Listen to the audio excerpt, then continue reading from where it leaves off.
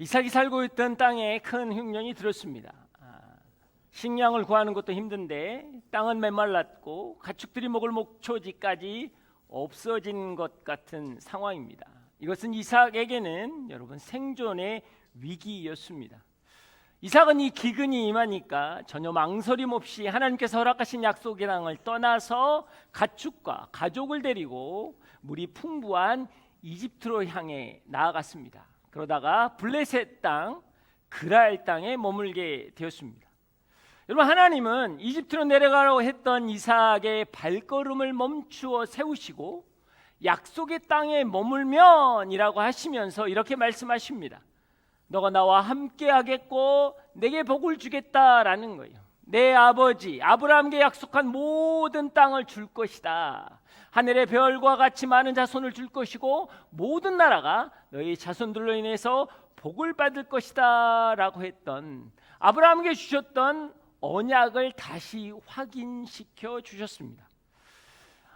아브라함의 생애는 끝났고 이삭은 이제 가장이요 족장으로서 살아가고 있을 때였습니다. 그런데 그가 하나님께 묻지 않고 기근을 피해 낯선 땅 블레셋 땅으로 옮겨왔지만 하나님은 이삭에게 아브라함에게 주셨던 언약의 계승을 오늘 확증하면서 이삭에게 용기와 위로를 주고 계시다라는 거예요. 아브라함에게 주셨던 언약을 계승하는 것을 확증하셨다라는 거예요. 이것은 우리에게 굉장히 중요한 메시지입니다. 자, 3, 4천 년 전에 쓰여졌던 구약이 우리하고 무슨 관계가 있을까요? 그 구약은 이스라엘의 역사입니다. 우리하고 전혀 관계가 없는 이스라엘의 역사가 우리하고 무슨 관계가 있느냐 말입니다. 2000년 전에 쓰여졌던 신약은 그러면 우리하고 무슨 관계가 있을까요? 이 말씀은 무엇이냐면 아브라함에게 하셨던 언약이 우리에게도 계승된다라는 거예요. 여러분, 그것을 확증하는 것이 십자가의 사건입니다. 십자가의 사건은 우리가 하나님의 자녀와 하나님이 백성 되는 것을 통해서 이 성경의 말씀이 우리에게 계승되었다는 것을 확증하는 거예요. 그래서 믿음은 중요한 것입니다. 십자가 사건은 너무나 중요한 거예요. 영접하는 자, 곧 그 이름을 믿는 자에게는 하나님의 자녀가 되는 권세를 주셨다라고 이야기하셨습니다. 이것은 혈통이나 육정이나 사람의 뜻으로 난 것이 아니라 오직 하나님께로부터 난 자들이라 라고 말씀하고 계시는 거예요. 그래서 말씀이 육신이 되어 우리 가운데 오신 그 하나님이 우리 가운데 역사하신다라고 이야기하고 있는 거예요. 여러분, 이게 믿음인 것입니다. 이거는 종교가 아니에요. 이것은 신앙이라는 거예요. 여러분, 그 은혜가 여러분 가운데 있길 주의 이름 축복합니다. 여러분, 아멘으로 받을 때 이 말씀은 우리에게 계승되는 거예요. 너희는 나와 같은 일을 할 것이고 나보다 더한 일을 할 것이다. 오직 믿는 자에게는 이런 표적이 일어날 것이다. 내 이름으로 귀신을 쫓아내는 것이고 새 방언을 말하는 것이고 무슨 뱀을 집어도 여러분 상함이 없는 것이고 무슨 독을 마셔도 내가 죽지 않고 병든 자에게 손을 얹은 즉 나음을 얻으리라. 이 권세는 말씀을 통해서 우리에게 계승된다라고 하나님 오늘 약속하고 있는 거예요. 그래서 우리는 그것을 믿고 나아갈 때 회복의 역사가 일어나는 것입니다. 근데 여기서 참 재밌는 것은 무엇이냐? 아브라함 때도 큰 흉년이 있었습니다. 그래서 아브라함은 이집트로 내려갔죠. 근데 하나님은 나타나셔서 아브라함을 막지 않으셨어요. 그런데 왜 오늘 이삭이 동일한 아브라함과 같은 기근이 들었을 때, 흉년이 들었을 때 이집트로 내려가는데 이삭을 막아 세웁니다. 그 이유가 무엇이냐? 그게 바로 오늘 5절에 그 이유가 나와 있습니다. 5절 말씀 한번 읽어보겠습니다. 시작. 아브라함이 내 말에 순종하고 내 명령과 내 계명과 내 율례와 내 법을 다 지켰기 때문이다. 자, 하나님 왜 이집트로 내려가는 이삭의 발걸음을 멈춰 세웠습니까? 오늘 성경은 아브라함이 내 말에 순종했고 그 말씀을 지켰기 때문이라고 이야기하는 거예요. 여러분, 이것 또한 우리에게 굉장히 중요한 메시지를 오늘 이야기하고 있는 것입니다. 여러분, 다윗을 보십시오. 그는 완벽한 사람은 아니었어요. 형편없는 죄악을 저질렀습니다. 그럼에도 불구하고 하나님은 다윗은 내 마음에 합한 자라고 말씀하셨어요. 여러분, 다윗의 믿음 때문에 누가 복을 받은 줄 아십니까? 솔로몬이 복을 받습니다. 솔로몬이 죄를 지었는데도 불구하고, 죄 가운데 있었는데 불구하고 하나님은 그 죄를 용서해 주시죠. 누구 때문에요? 아버지 다윗의 믿음 때문에 하나님이 용서하셨다라는 거예요. 오늘 하나님 분명히 말씀하십니다. 아브라함의 순종과 믿음을 보시고 이집트로 내려가라는 이삭의 길을 막으셨다라는 거예요. 여러분, 이거 놀랍지 않습니까? 혹시 이 자리에 계시는 부모님들, 그리고 앞으로 부모가 될 여러분들의 순종과 믿음이 여러분의 다음 세대에 하나님의 축복이 임하게 하는, 하나님의 축복이 계승되는 놀라운 역사가 있다라는 거예요. 나의 순종과 나의 믿음으로 다음 세대에 하나님의 축복의 수혜자가 나온다라는 이야기예요. 할렐루야. 이건 또 조금 조심스러운 이야기이긴 합니다. 왜냐하면 우리 딸도 오늘 와 있기 때문에 할렐루야. 또 이런 우리 지체들이 있을 거예요. 이 이야기를 듣고 너무 은혜를 받았어요. 그래서 집에를 갑니다. 엄마, 오늘 내가 너무 은혜를 받았어. 중요한 메시지가 있었어. 그게 뭐냐면, 부모님이 순종하고 말씀을 지키면 그게 자식들에게 축복이 간다네. 근데 내가 별로 축복을 받은 것 같지가 않아. 누구 때문일까? 라고 메시지를 던집니다. 그러면 신실하신 그 어머니는 이런 말씀을 한 번 더 던지시죠. 아이고, 사랑하는 딸, 아들, 근데 그 메시지 끝까지 못 듣고 왔구나. 끝에 이런 말씀을 한마디 더 하셨는데, 너가 그렇게 말씀 안 보고 그렇게 기도 안 하는데도 오늘 이렇게 살 수 있는 것은 어머니 기도 때문이다 라는 말씀을 못 들었니? 라고 반문할 거라는 거예요. 자, 그렇습니다. 이것이 우리에게 중요한 이유는 무엇이냐? 우리가 이 땅을 향해 외칠 때 이 땅이 죄악 가운데 있고 무너지고 다음 세대는 더 이상 소망이 없다라는 이야기들을 많이 합니다. 우리 저번에도 그런 이야기 잠깐 했었는데, 우리 지체들 중에 학교 선생님들이 있는데 어떤 반은 크리스찬이 단 한 명도 없는 것 같다라고 이야기하는 사람도 있습니다. 자, 지금 그런 세대입니다. 우리 다음 세대는요, 어떤 소망도 갖지 못합니다. 자, 우리는 어떻게 해야 할까요? 우리가 해야 할 일은 오늘 내가 믿음 안에서, 말씀 안에서 순종하고 나아가면 그 복이 다음 세대 가운데 전해진다라는 거예요. 출애굽기 20장 6절, 신명기 5장 10절은 이렇게 이야기합니다. 나를 사랑하고 내 계명을 지키는 자에게는 천대까지 은혜를 베풀 것이다 라는 거예요. 할렐루야. 여러분, 아멘으로 받으십니까? 오늘은 아멘으로 많이 받으셔야 돼. 왜? 이삭이 받은 축복이거든요. 여러분이 축복을 받으려면 이것은 아멘으로 받아야 한다고요. 여러분이 지금 믿음의 삶을 나가는 것, 이거 해서 뭐 할까?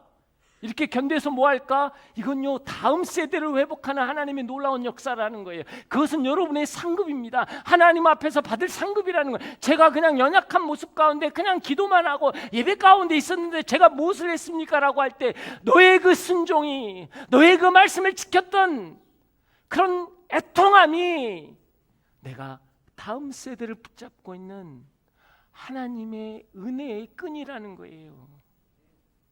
왜 이 땅이 이렇게 타락했는데 하나님의 심판이 오지 않습니까?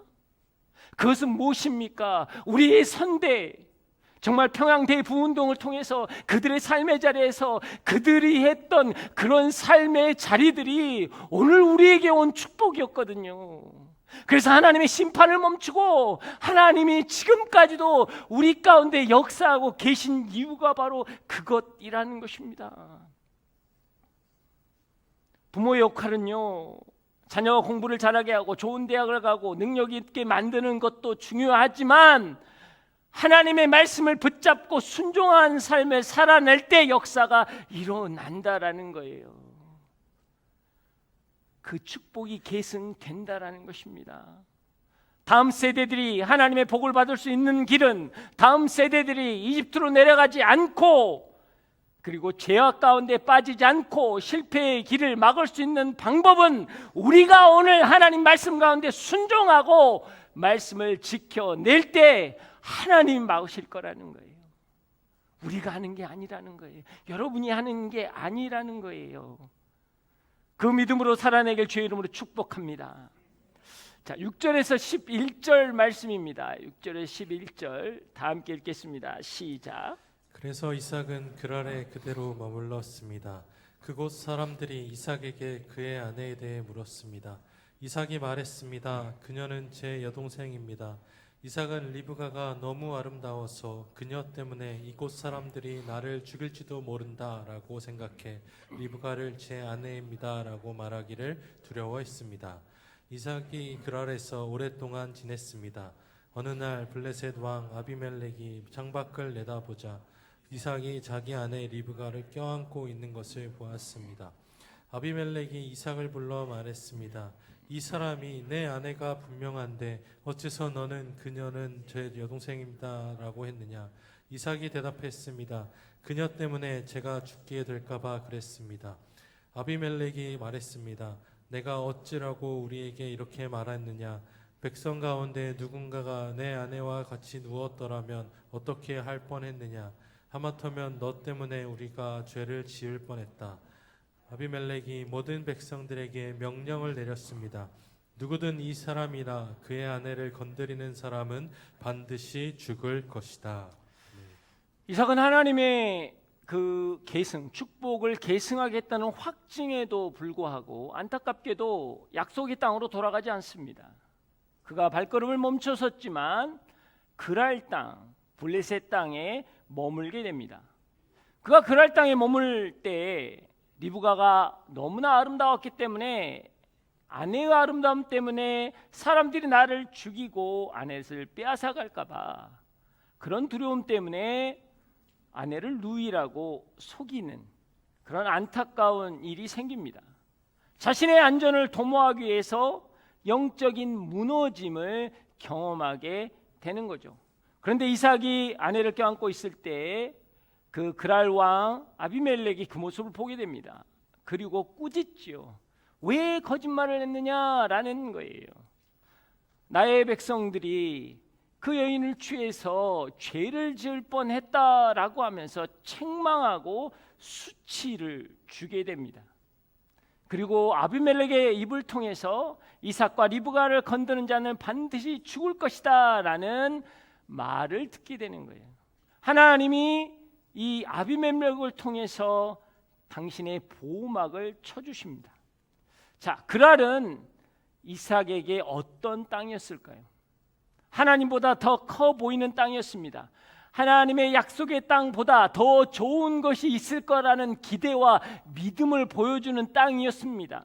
하나님을 온전히 신뢰하지 못하고 두려움 때문에 거짓말을 할 수밖에 없었던 땅입니다. 수치와 두려움을 당했는데 불구하고 스스로 벗어날 수 없게 올가매고 있었던 땅이라는 거예요. 그 땅 가운데 오늘 이삭은 머물고 있는 것입니다. 사랑하는 여러분, 우리도 그런 땅 가운데 있을 수 있습니다. 두려움 때문에 하나님이 작게 보이고 하나님보다 더 의지해야 할 것들이 우리에게는 생기기 시작하는 그곳, 그 상황, 그 땅, 자꾸 죄를 짓게 만드는 그 땅 가운데 우리는 서 있을 때가 있다라는 거예요. 그래서 우리는 예배가 회복돼야 되고 하나님의 임재와 하나님의 다스림이 회복돼야 됩니다. 아브라함이요, 가나안 땅에 있을 때는 나그네로 살았습니다. 그렇지만 거기에서는요 아내를 누이라고 속여본 적이 없어요. 이삭이 가나안 땅에서 이방인처럼 살았습니다. 그렇지만 이삭 또한 아내를 누이라고 속인 적이 없었다고요. 근데 그가 이 기근을 피해서 더 나은 땅으로 가려고 했던 그 그랄 땅에서는 달랐다라는 거예요. 사람을 보기 시작한 것이죠. 세상을 보기 시작한 것이죠. 그래서 두려워진 거예요. 위축된 거예요. 내가 가진 것보다 저들의 가진 것이 커 보이는 거예요. 하나님이 주신 것보다 세상이 가진 게 너무나 커 보이는 거예요. 그렇기 때문에 하나님보다는 세상이 커 보이는 거예요. 하나님이 허락하신 것보다는 세상이 허락하신 것이 더 능력 있고 더 강하게 보인다라는 거죠. 그래서 그 땅에 머무는 거예요. 그 땅을 떠날 수가 없는 거예요. 하나님이 말씀하셨는데도 너가 약속의 땅에 가면 이런 축복이 있을 것이다라는 그 축복을 계승시켜 줬는데도 불구하고 그 땅에 머무는 거예요. 우리도 그렇습니다. 우리가 예배를 드리고 말씀을 듣고 하나님의 강력한 메시지 가운데 우리가 깨달음을 얻어도 우리가 세상 가운데 나가면 하나님보다 더 크게 보이거든요. 주신 말씀보다는 그게 훨씬 더 능력이 있거든요. 그래서 그것을 벗지 못하는 거예요. 떠나지 못하는 거예요. 포기하지 못한다라는 것입니다. 그래서 이삭은요, 하나님을 신뢰하면서도 불구하고 얄팍한 거짓말로 자기의 위기를 모면합니다. 언약의 확증을 받고도 당장의 현실의 위험 앞에서 가문의 족장으로서 비겁하게 자신의 안전만을 도모하는 너무나 나약하고 실망스러운 모습이 여러분 이삭의 모습입니다. 그런데 그런 이삭에게 하나님은 어떻게 하셨습니까? 12절 말씀입니다. 12절 말씀 한번 읽겠습니다. 시작. 이삭이 그 땅에 곡식을 심고 그 해에 100배를 거두었습니다. 여호와께서 그에게 복을 주셨기 때문입니다. 아멘. 이삭의 나약함과 비겁함 앞에서 여러분 하나님은 실망하지 않으세요. 오히려 실패 가운데 무너진 이삭을 붙들고 다시 세우시고 복 주시는 것입니다. 이게 하나님의 은혜라는 거예요. 이삭은 비록 유약하고 왜소하지만 이삭이 믿는 하나님은 크고 강하신 분이라는 거예요. 하나님께서는 이삭이 두려움 중에 나그네로 살았던 그 낯선 땅, 블레셋 땅, 거기에서도 크고 강성하게 하셨다라는 것입니다. 여러분, 이 하나님의 은혜가 우리를 소망 가운데, 우리를 위로 가운데 세워 주시는 거예요. 우리가 삶을 살다 보면 실족하고 넘어질 수 있습니다. 타협할 수 있어요. 무너질 수 있어요. 죄 가운데 있을 수 있어요. 그래서 내 스스로도 내가 너무나 절망스럽고 실망스럽고 너무나 창피해요. 그러나 하나님은 우리를 실망하지 않는다라는 거예요. 하나님은 여러분을 단 한 번도 실망스럽게 생각하지 않습니다. 어떻게 그럴 수 있니? 세상 가운데서 어떻게 그렇게 타협하고 죄 가운데 그렇게 무너질 수 있니라고 하지 않으세요. 여러분을 세우시기 위해서 오늘 하나님은 은혜 주시기를 기뻐하십니다. 여러분을 새롭게 하기 위해서, 온전케 하기 위해서 오늘 하나님은 기뻐하시는 거예요. 그래서 뭐예요? 이삭을 축복하시는 거예요. 여러분, 신앙적으로 생각해 보세요. 실족하고 불신 가운데 있던 이삭이 복을 받는 사람이 되었다라고 한다면 어떤 전개가 있어야 됩니까? 원래는요, 하나님의 징계가 와요. 그리고 나서 이삭의 회개가 와야 되겠죠. 회개 가운데 하나님의 용서와 축복이 와야 돼요. 그런데 그런 이야기가 전혀 전개되지 않고 하나님이 축복이 이삭 가운데 내리는 거예요. 이것을 보고 은혜라는 거예요. 은혜는 무엇입니까? 자격 없는 사람에게 조건 없이 부어지는 하나님의 사랑인 거예요. 믿음이란, 신앙의 삶이라는 여러분 이 안에 가운데 거하는 것이고 이 은혜 안에 머무는 거예요. 여러분, 이게 우리의 믿음이에요. 이게 우리의 확신이에요. 비록 우리가 연약하지만, 비록 우리가 왜소하지만, 비록 우리가 죄 가운데 머물렀다고 하지만 오늘 이 시간 우리가 하나님의 은혜를 구할 수 있는 것은 하나님께서는 우리를 실망치 않기 때문입니다. 여러분, 그것을 믿으십니까?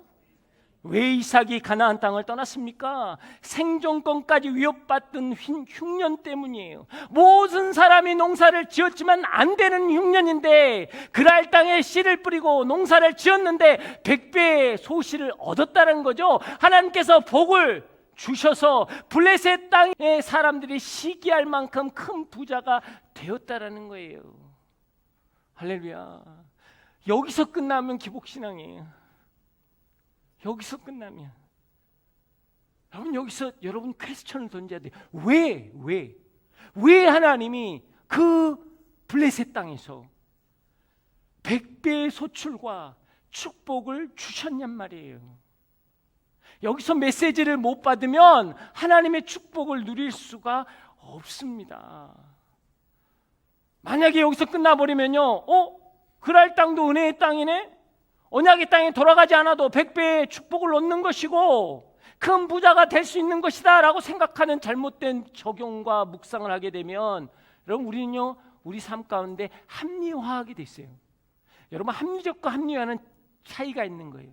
합리적은 객관적인 데이터를 갖는 것이고요, 합리화는 내가 맞다라고 데이터를 수집하는 거예요. 하나님 왜 이런 축복을 주셨냔 말이에요. 이것에 대해서 분명히 여러분 알아야 합니다. 무엇입니까? 땅이 비옥하고 풍부한 강수량 때문에 100배의 소출을 얻는 것이 아니라는 거예요. 환경이 바뀌었기 때문에 그랄 땅으로 옮겼기 때문에 큰 부자가 되는 것이 아니라는 거예요. 하나님께서는 기근 중에서도 역사하신다라는 거죠. 하나님이 역사하시면 그 기근에도 그 흉년에도 100배의 소출을 얻을 수 있다라고 가르치는 거예요. 어떤 환경 속에서도 너가 비록 배신하고 약속의 땅을 떠났다고 할지라도 하나님이 하시면 그 축복의 사람이 된다라는 것입니다.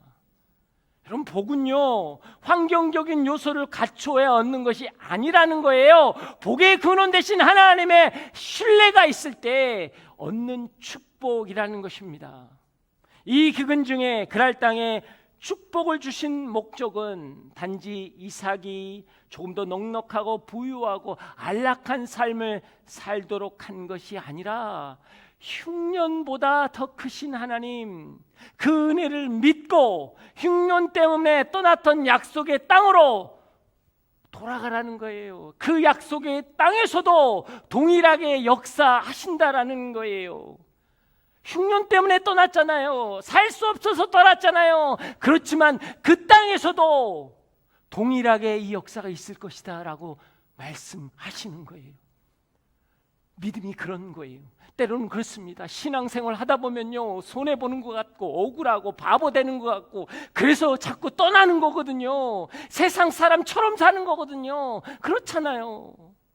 그래서 때로는 뭐 직장생활 막 어떤 분은 그러더라고. 직장생활 함께 5년 했는데 어느 날 갑자기 밥 먹을 때 기도하는 모습 보고 깜짝 놀랐다. 김대리님도 교회 다니세요? 5년 동안 전혀 모르는 거야. 전혀 모르는 거야. 그랄 땅에 그냥 머무는 거예요. 약속의 땅에 있으면 힘들거든, 어렵거든, 속상하거든. 하나님 우리에게 뭐라고 말씀하시냐면 그 약속의 땅에 머물어도 그랄 땅에 있는 것과 그보다 더한 것을 내가 너에게 줄 수 있다. 이게 하나님이세요.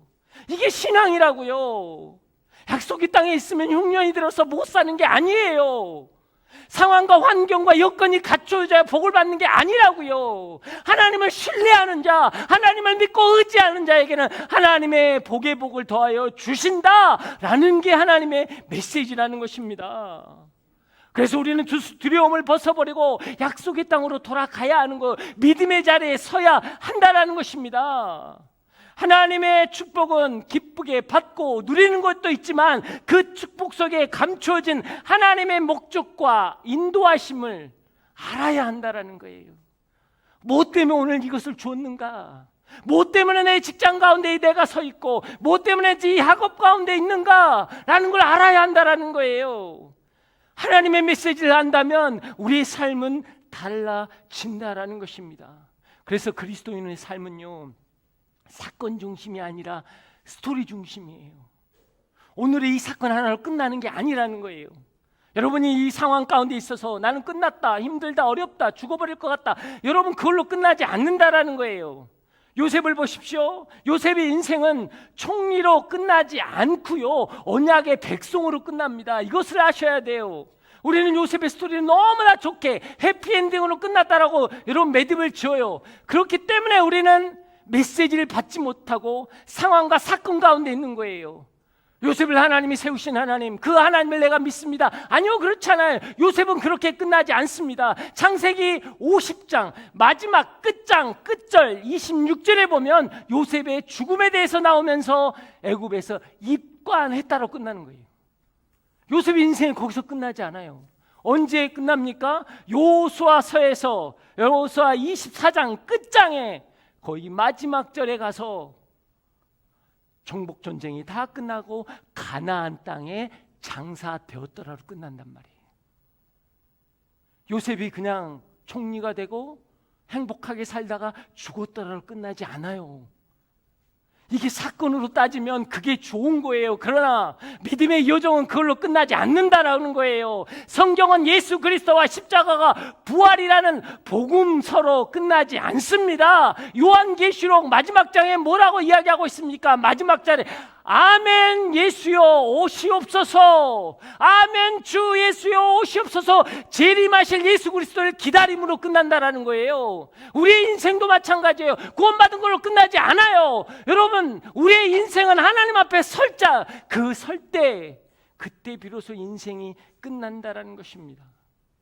복음과 구원은요, 단번에 받는 것입니다. 그러나 구원받았다, 그래서 이제는 천국 간다는 일회성으로 끝나는 게 아니라는 거예요. 그래서 빌립보서 2장 12절에 뭐라고 합니까? 두렵고 떨림으로 너는 구원을 이루라고 말씀하고 있어요. 구원받기 위해서 행하라는 게 아니고요, 구원의 빛을 발하라는 것입니다. 그리스도 안에서 새로운 삶을 살고 그 삶으로 믿음을 증거하라는 거예요. 그래서 신앙의 삶은 어제가 있고 오늘이 있고 내일이 있는 스토리라는 거예요. 오늘 내가 비록 실패했다라고 할지라도, 오늘 비록 넘어졌다라고 할지라도 우리는 하나님의 약속을 붙잡을 때 내일이 있는 거예요. 그 내일을 우리는 살아내야 하는 것입니다. 오늘 끝나는 것처럼 살지 마세요. 그냥 세상이 좋은 거기 때문에 좋은 것 가지고 살다가 가면 되겠지. 아니요, 그렇게 살 수 없다라는 것입니다. 오늘 교회 여러분 가장 큰 강력한 비전은 더 처치, 사도행전적 교회예요. 비전은 무엇입니까? 액치 29예요. 사도행전은 28장은 끝납니다. 그러나 끝나지 않고 29장을 써나간다라는 거예요. 근데요, 우리가 잃어버린 게 있어요. 이게 무엇입니까? 초대교회의 부흥은, 사도행전적 교회는 어떻게 해서 일어났는가라는 거예요. 사도행전 2장 47절에 이렇게 이야기합니다. 그리고 하나님을 찬양하고 사람들로부터 칭찬을 받아 주께서 날마다 구원받는 사람들을 더하게 하셨다라는 것입니다. 초대교회의 부흥은 이적과 기적으로 일어나는 게 아니라는 거죠. 그리스도인들의 삶이 세상에서 칭찬을 받았기 때문이라는 거예요. 여러분, 선한 싸움을 싸우는 것은 구원받기 위한 노력이 아니고요, 빛을 세상 가운데 증거하는 거예요. 그걸 삶으로 드러내는 거라는 거예요. 그래서 여러분의 삶이 너무나 중요한 거예요. 여러분이 오늘 살아낼 때, 말씀으로 살아낼 때, 여러분의 삶이 이벤트로 끝나는 게 아니라, 사건으로 끝나는 게 아니라, 오늘은 비록 넘어졌지만 다시 일어서서 하나님 나라를 향해 가는 여러분의 삶의 그 모습, 그 스토리가 이 땅 가운데 부흥을, 다음 사회의 회복을 일으키는 거예요. 그래서 여러분에겐 소망이 있는 것입니다. 믿으십니까? 그 은혜가 여러분 가운데 있길 주의 이름으로 축복합니다. 13절에 14절 말씀입니다. 함께 읽겠습니다. 시작. 이삭은 부자가 됐습니다. 그리고 점점 더 부유해져서 마침내 아주 큰 부자가 됐습니다. 그가 양떼와 가축과 종들을 많이 거느리게 되자 블레셋 사람들이 그를 시기했습니다. 자, 축복의 의미를 제대로 분별하지 못한 이삭이 어떤 행동을 합니까? 언약의 땅으로 돌아가지 않고 그랄 땅에 머물렀습니다. 더 많은 땅을 확복하는 거죠. 더 많은 일꾼을 모으는 거죠. 더 많은 농사를 짓는 거죠. 그리고 더 많은 소출을 얻으려고 노력하는 거예요. 메시지를 잘못 받은 거예요. 이해하지 못한 거예요. 하나님께서 이삭을 축복하신 것은 뭐예요? 영적 회색지대인 그랄 땅을 벗어나 언약의 중심으로 옮겨오기를 원하는 하나님의 마음이었어요. 그것을 알지 못했다라는 거죠. 그래서 하나님은 역사하기 시작하셨습니다. 그게 15절에서 21절까지인데 15절 16절만 읽겠습니다. 15절 16절 시작. 블레셋 사람들은 그의 아버지 아브라함의 때 아브라함의 종들이 팠던 모든 우물들을 막고 흙으로 메워 버렸습니다. 아비멜렉이 이삭에게 말했습니다. 우리를 떠나가라. 내가 너무 강해져서 우리가 감당할 수가 없다. 자, 이삭이 너무나 부자가 돼서 강하게 되니까 블레셋 아비멜렉이 뭐라고 합니까? 이삭을 떠나가라. 이삭을 쫓아냅니다. 자, 여기에서 중요한 또 메시지가 있어요. 여기서 우리가 발견한 건 무엇입니까? 하나님의 손길을 보아야 하는 거예요. 하나님의 손길을 보지 못하면요, 이건 억울한 겁니다. 이건 분한 거예요. 이건 속상한 거예요. 이건 아픈 거예요. 그러나 하나님의 손길을 본다면 우리는 달라지는 거예요. 하나님께서 이삭이 원치 않았지만 강권적으로 환경을 만드셨어요. 사람들을 붙이셨어요. 그래서 쫓겨나듯 밀려나게 만드셨어요. 그 이유는 무엇입니까? 언약의 땅으로 옮기기 위해서. 이 하나님의 손길을 본다면 여러분, 우리는 환경을 재해석할 수 있는 거예요. 이 손길을 내가 깨닫는다면요, 여러분이 지금 있는 자리에서 다른 메시지를 받는 거예요. 지금은 억울하고, 지금은 속상하고, 지금은 빼앗긴 것 같고 밀려난 것 같은 이 자리, 내가 너무나 억울해요. 내가 너무나 속상해요. 그러나 이곳에서 하나님의 손길을 발견한다면 이거는 축복인 거예요. 오늘 하나님이 내 삶 가운데 역사하고 계시는 거거든요. 하나님이 그 약속의 땅, 언약의 중심에 나를 세우시기 위해서 하나님이 일하고 계시는 거예요. 그 하나님을 보지 못하면 세상을 원망할 수밖에 없습니다. 여러분, 그랄 땅을 벗어나지 않고는요, 하나님의 언약의 중심에 설 수 없습니다. 그랄 땅은 믿음의 사람에게 타협하는 땅이요, 유혹의 땅이거든요. 하나님의 인도함을 받으면서도 끝까지 순종할 수 없었던 땅이거든요. 인간의 시선으로 보면 보고 억울하고 분할 수 있습니다. 그러나 영적인 시선으로 보면 하나님께서 지금 역사하고 계시는 거예요. 여러분의 삶도 그것이 회복되어야 되는 거예요. 내가 지금 무엇을 보고 있느냐라는 거예요. 세상의 시선을 보면요, 위축되고 초라하고 낙망하고 억울하고 나만 기회를 갖지 못하고 나만 밀려나는 것 같고 나만 뒷걸음질 치는 것 같은 내 인생일 수 있어요. 그러나 내가 믿음 안에 서고 하나님의 시선으로 보기 시작하면 그것을 통해 역사하실 그 하나님이 기대되고 소망할 수 있는 것입니다. 이삭은 금방 돌아가지 않았어요. 그랄 땅에서 쫓겨났는데 그랄 골짜기로 갑니다. 거기서 미적거리니까 뭐예요? 또 사람들이 와서 우물을 빼앗아가고 또 쫓겨가요. 그래도 또 우물을 파요. 그러더니 또 와서 또 쫓겨가고. 그래서 그 우물에 분쟁과 다툼이 생긴 거예요. 자, 이 분쟁과 다툼 가운데 이삭은 또 한 번 하나님의 축복을 받습니다. 우물을 빼앗기고 밀려나는 이야기, 그것은 이삭을 향한 또 하나의 하나님의 축복의 메시지입니다. 흉년이 들었고요. 그 지역은요, 굉장히 물이 귀한 지역입니다. 가축이 많은 이삭에게는 물을 얻는 것은 생존과 관련된 거예요. 그런데 이삭은 우물을 파는 곳마다 물이 생겼어요. 너무나 쉽게 물을 얻습니다. 이것이 이삭이 수맥을 잘 찾는 사람이기 때문이 아니고요, 하나님이 도우심이기 때문이에요. 하나님은 이삭에게 계속적으로 말씀하시는 거예요. 그랄 땅에서도, 그랄 골짜기에서, 척박한 광야에서도 물을 쉽게 얻을 수 있다면 흉년과 가뭄이라고 할지라도 언약의 땅에서도 너는 우물을 찾을 것이다 라고 말씀하시는 거예요. 그 하나님의 축복을, 그 하나님의 인도하심을 받을 때 여러분, 이삭은 소망이 생기는 것입니다. 우리는 우물의 다툼과 분쟁 때문에 많은 고통과 고난을 받을 수 있어요. 에색이라는 뜻은 여러분 다툼의 우물이라는 뜻이었어요. 신나라는 뜻은 뭡니까? 적대의 우물이라는 뜻입니다. 그 이름만 보아도 그 고통이 얼마나 컸는지 알 수 있어요. 그러나 그 고통과 근심과 슬픔이 결국 하나님이 준비하신 진짜 축복으로 인도하는 통로라면 우리 신앙은 새로워지는 것입니다. 지금 여러분에게 있는 그 많은 사건들, 이것이 사건으로 끝나지 않고 하나님의 스토리로 나아갈 때 우리는 진정한 회복의 역사가 일어나는 거예요. 하나님은 여러분을 향한 계획이 있으십니다. 하나님은 여러분을 향한 메시지가 있습니다. 말씀이 있는 거예요. 그 말씀을 붙잡을 때 우리 안에 새롭게 되는 것입니다.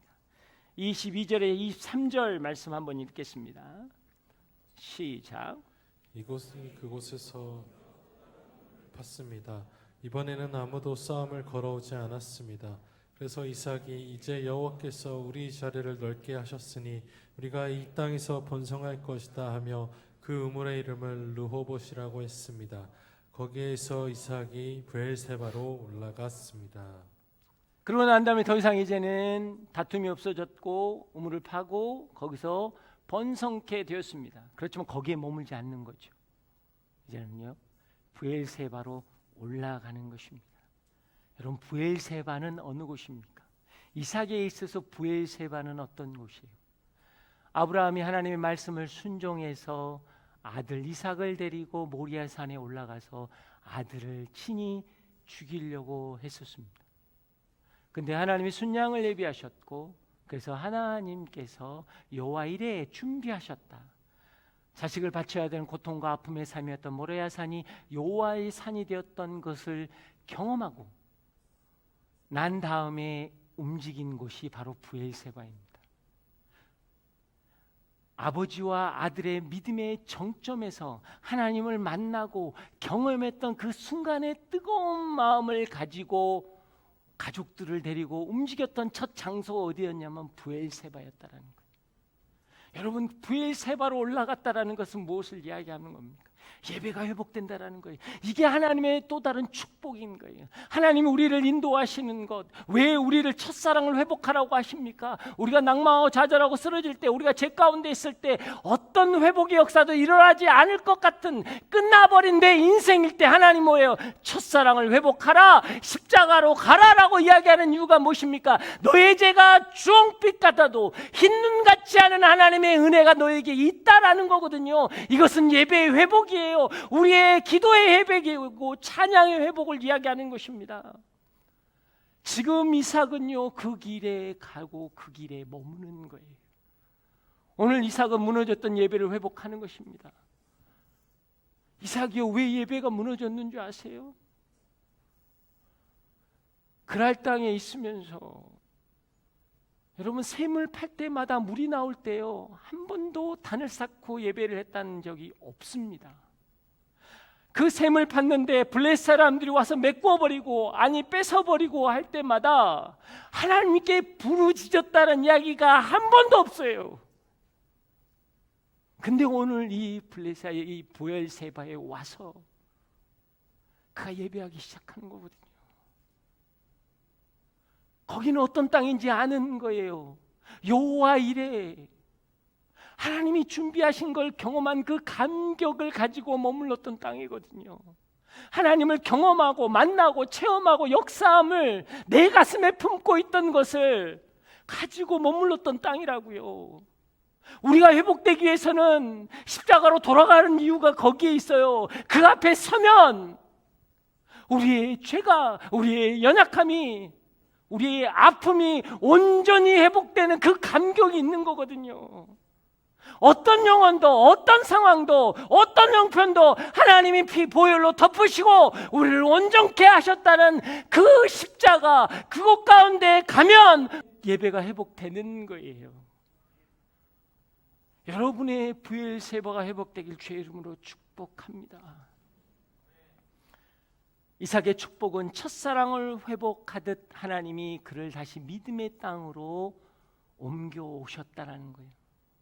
그랄 땅은 믿음이 무력화되는 땅이요 염려와 두려움에 사로잡힌 땅입니다. 그러나 브엘세바는 여호와 이레 하나님을 경험하는 예배와 찬양과 기도가 있는 땅이라는 거예요.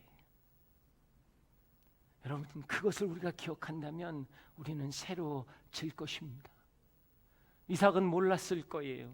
우물을 덮어버리고 우물을 팠는데 빼앗아버리고 또 빼앗기고 왜 이렇게 나는 당하고 살아야 하느냐. 어떻게 보면 집요하게 못살게 구는 블레셋 사람들에 대해서 분노를 가졌을 수도 몰라요. 아니, 하나님이 막아주시지 않으셔서 하나님 향해서는 원망했을 수도 있습니다. 그러나 보이지 않는 하나님의 손길이 이삭을 두려움과 타협하는 땅에서 언약의 땅으로 데려오고 계셨다라는 거예요.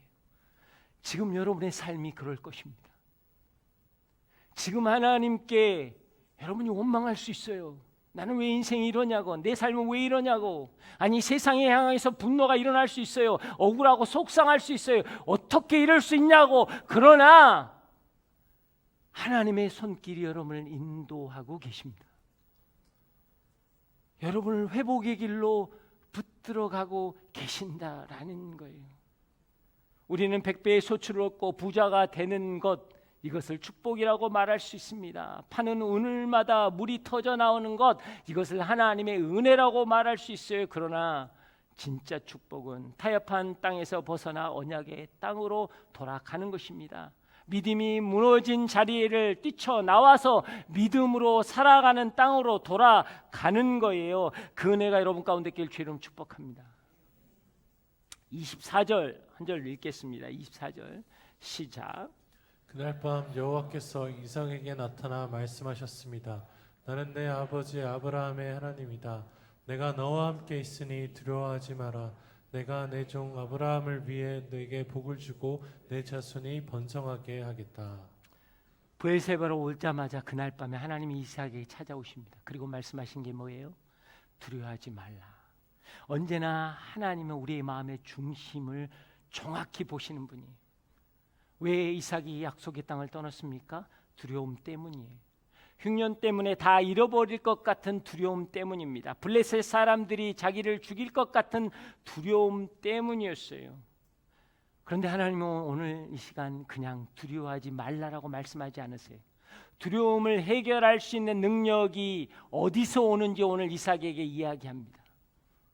두려움을 이길 수 있는 힘은 무엇입니까? 내가 너와 함께 있다. 오늘 이 말씀을 확증해 주시는 거예요. 살아가면서 마음의 불안과 염려가 밀려오고 두려움이 찾아올 때가 있습니다. 그럴 때 오늘 여러분은 이 말씀을 읊조리셔야 돼요. 너와 함께 있으니 두려워하지 말라. 내가 너와 함께 있으니 두려워하지 말라. 두려움 없는 인생에 누가 있겠습니까? 걱정과 근심이 없는 인생이 누가 있겠습니까? 두려움과 근심과 걱정이 우리의 삶을 마비시킬 때 누가 우리를 도울 수 있겠습니까? 오직 말씀이 육신이 되신 그 하나님이 우리를 도우실 것입니다. 오늘 그 하나님이 우리에게 말씀하십니다. 내가 너와 함께하니 두려워 말라. 여러분 무조건 이건 아멘으로 받으세요. 내가 너와 함께하니, 임마누엘의 하나님. 성경은 계속적으로 여러분 하나님 우리에게 약속하고 있어요. 세상 끝날까지 내가 너와 함께하리라. 이게 마태복음의 마지막 절이에요. 내가 너와 함께하니 두려워하지 말라. 너는 강하고 담대하라. 내가 싸워 이겼노라. 하나님이 오늘 여러분 가운데 이 말씀으로 임하실 것입니다. 오늘 우리에게 분명히 말씀하십니다. 어떤 힘든 상황이 와도, 고통스러운 환경이 직면해도, 어떤 사람 앞에 설지라도 두려워하지 말라. 내가 너와 함께 하리라. 여러분, 예배 회복은요 단순히 영적인 것으로 끝나지 않아요. 골리앗 앞에 서는 다윗처럼, 사자굴 앞에 서 있는 다니엘처럼 죄악 앞에서, 세상 앞에서 우리는 당당하게 설 것입니다. 예배가 회복되어야 합니다. 십자가 앞에 나아가 그 첫사랑을 회복해야 하는 거예요. 그러면 오늘 사망의 자리에 있는 우리가 생명의 자리로 옮기는 거예요. 좌절의 자리에 앉아있는 우리가 소망의 자리로 가는 것이고, 어둠의 자리에 있는 우리가 빛의 자리로 가는 것입니다. 아픔과 고통으로 무너지는 우리에게 기쁨과 감사로 역사하실 것입니다. 여러분, 이 땅은요 예배의 소리가 사라지는 것처럼 느껴집니다. 지금은 여러분 그리스도인이 몇만인지도 지금 카운트가 잘 안 돼요. 그렇게 안타깝고 고통스러운 상황 가운데 있습니다. 우리가 해야 할 일이 뭘까요? 오늘 내가 말씀을 붙잡고 순종하고 믿고 나아가면 하나님이 하실 일입니다. 이 땅의 교회, 이 땅의 다음 세대, 지금의 어두움, 이것은 우리가 하나님 앞에 순종할 때, 하나님의 말씀을 지킬 때, 또 내가 너와 함께 있으니 두려워 말라라는 그 말씀을 붙잡을 때 우리 안에 거룩한 역사가 일어날 것입니다.